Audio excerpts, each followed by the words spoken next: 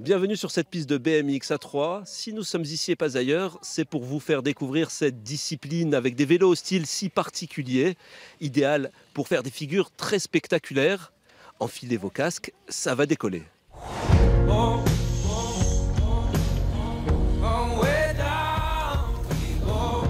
Des amateurs de freestyle, ces funambules sont comme suspendus dans les airs. Antoine et Matteo ont apprivoisé l'espace avec ces acrobaties aux sonorités anglo-saxonnes, bunny up ou flip pour ce sport qui a vu le jour à la fin des années 60 aux États-Unis. Et pour éviter les gamelles, autant réviser ses gammes. Allez, montrez-moi, n'hésitez pas, faites attention quand même. Depuis près de 10 ans, Nicolas Curie est Monsieur BMX à 3 pour les jeunes qu'il forme. Bien plus qu'une simple discipline, une véritable école de la vie.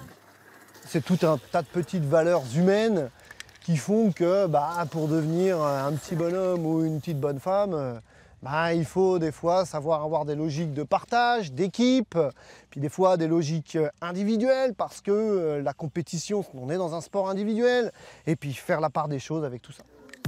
Sur ce circuit, c'est la version course du BMX. 33 enfants et ados ont bravé la chaleur pour venir mordre la poussière. Des cours que ces jeunes adeptes ne rateraient pour rien au monde.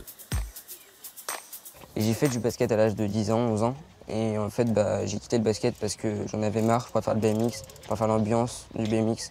Parce que j'aime bien un peu la sensation. Et j'aime bien les bosses parce que j'aime bien les bosses en double et j'aime bien les petites bosses. L'association BRST accueille 173 adhérents cette année, ce qui en fait le plus grand club de BMX du Grand Est. Au milieu de ses élèves, durant les cours, Nicolas garde l'œil partout, surtout quand le plus jeune, âgé de 5 ans, fait une chute. Oh merde, le petit, il est par terre. Allez, viens. Parmi les choses qui lui tiennent à cœur, développer le BMX pour les filles. L'année dernière, j'étais un niveau en dessous, en Challenge France. Là, cette année, je suis en Coupe de France. C'est toujours ça, c'est la concurrence, se battre avec les autres pour essayer d'être le plus devant possible.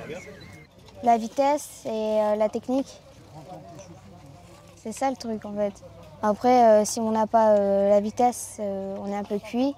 Et si on n'a pas de technique, on est un peu cuit aussi.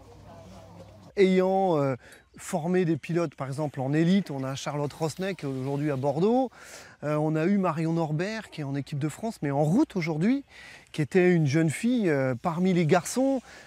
D'un point de vue technique, elle a été aussi performante que les garçons. Et ça m'a tellement touché l'entraînement de ces filles que la deuxième BD, je suis parti sur ce thème-là. 28 ans de BMX dans les mollets, Nicolas a aussi une autre passion, le dessin. Et il a mis son art au service de son sport. Ses planches ornent les murs des locaux de l'association.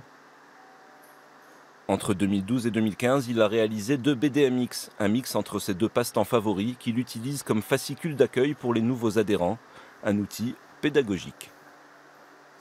Quand j'étais enfant, j'ai peut-être aussi eu des visions et des moments où l'école, c'était pas toujours facile. Et je crois que la bande dessinée, quand j'étais enfant, et le dessin étaient réellement un lien qui m'accueillait vers l'écriture, vers la lecture. Et donc, apporter le BMX au travers de ce lien, je trouvais que c'était génial. Avec ses rampes au milieu et ses skates pour se déplacer ou se dégourdir les jambes, les bureaux de l'association ont des allures de start-up. Autres employés, Antoine et Matteo, les 2 amateurs de freestyle, travaillent à l'organisation d'événements BMX à 3.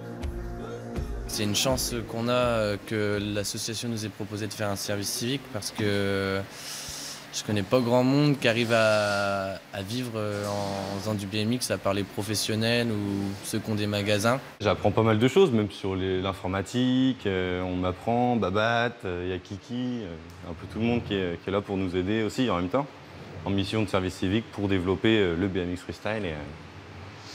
Et puis les enfants qui se disent ah ouais, on va en faire aussi.